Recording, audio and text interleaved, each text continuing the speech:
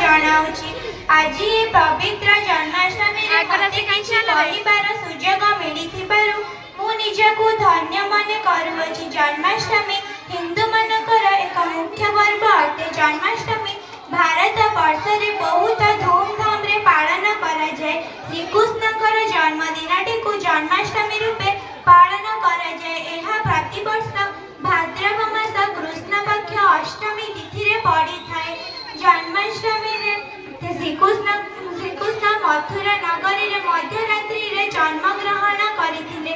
श्रीकृष्णक माता देवकी एवं श्रीकृष्णकर पिता वसुदेवकर श्रीकृष्ण थिले अष्टम संतान।